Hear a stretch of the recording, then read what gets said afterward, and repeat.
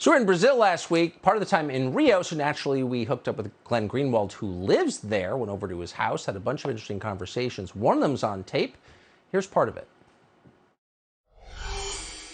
So in American media, you often hear Bolsonaro dismissed as a dictator. Now, whatever you think of his policies, if he were a dictator, he would have the two things that all dictators have: A, a cult of personality, and B, a compliant media to reinforce that cult of personality. And as it turns out, Bolsonaro doesn't have either one of those things. In fact, Brazil does not have a significant media that challenges the establishment narrative. And we asked Bolsonaro why that is, and what would happen if something like, I don't know, Fox News existed in Brazil. Here's what he said. Why is there no Fox News in Brazil? CNN is here. You got over 50 million votes in the last election. CNN's a political player here, so is Globo, but there's no TV channel for your voters? Well, if I could, launch an appeal to you, I can only say that you will be the most welcome in Brazil. You will be an excellent counterpart to the other vehicles or outlets. There are very few media outlets that are really unbiased in Brazil. That's something we need. And we do have one program in the Jovem Pan network called The Dots in the Eyes. The Dots in the Eyes, or The Dots on the Eyes, and they're excellent. They really showcase the good things going on in this country. Flattering. We'll admit that not speaking Portuguese could be a hurdle in the largest Portuguese-speaking country in the world. But to the question of free speech, which really is the acid test, do you have free speech or don't you? Well, it's a really simple test. You have free speech when you can say something that most people consider offensive or outrageous, a view that is held by very few people, and not be punished for saying it. That's what free speech is. Does Brazil have free speech?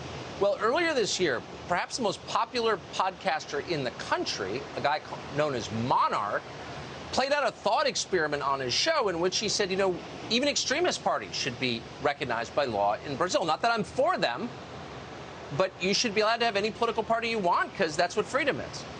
In response to saying this, the Attorney General of Brazil opened an investigation into Monarch. He was fired and kicked off of YouTube. Glenn Greenwald saw this happen in real time. He knows Brazil well. He's lived here for 17 years. He's an independent journalist with an emphasis on independent, and he joins us tonight with his assessment. Glenn, thanks so much for coming on. So I was really struck. There's so much about Brazil that's amazing and impressive, and I understand why you moved here.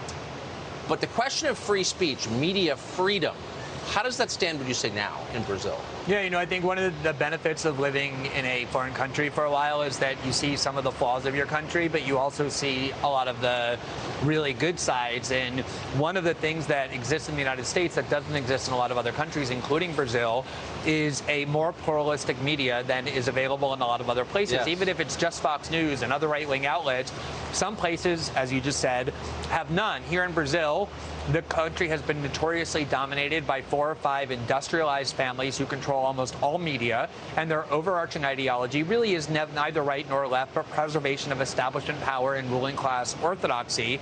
And they've had a lock on mainstream discourse for so long. The question of free speech as well, when Monarch, that podcast host that you just referenced, said, I think the government shouldn't have the power to ban certain political parties. To me, that is completely uncontroversial. That's the state of the law in the United States because of our Constitution.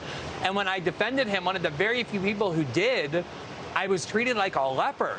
People saying this freedom of speech is a fascist ideology and we don't want it here. Which is so ironic, given that the hallmark of actual fascists is censorship, not free inquiry and free discourse. Right. And it's even more ironic, given that a lot of people on the left who don't believe in free speech here seem to trust either the government, currently run by President Bolsonaro, or American billionaires who control big tech, who they seem to be comfortable controlling their political discourse. What's interesting, and I should say, just because I don't think our audience knows, you did more than complain about the censorship of this podcaster. You helped him get a new job, so bless you for that.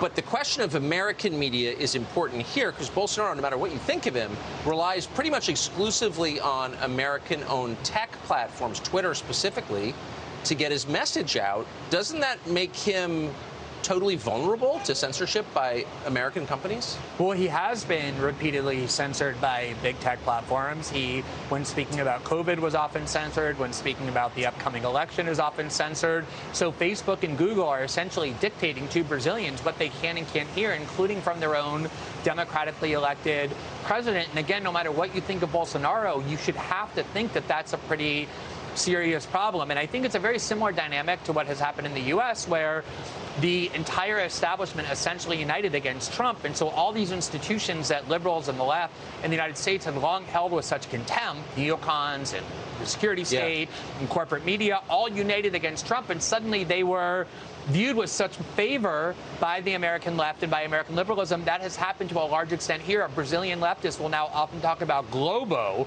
long worst enemy of the Brazilian left, with a lot of gratitude and admiration. Yeah, it's the major media company that has become completely hostile to Bolsonaro because, again, Bolsonaro ran on a platform of anti-establishment challenge and defiance, and that's not what his government is, but just the rhetoric itself has made the establishment turn against him. Amazing, amazing. The parallels here in Brazil, we just recommend to everyone come and spend a week here. It's a remarkable reflection of our own society. Glenn Greenwald, thank you. Great to be with you, Tucker. Here. Great to see you. Subscribe to the Fox News YouTube channel to catch our nightly opens, stories that are changing the world and changing your life. From Tucker Carlson Tonight.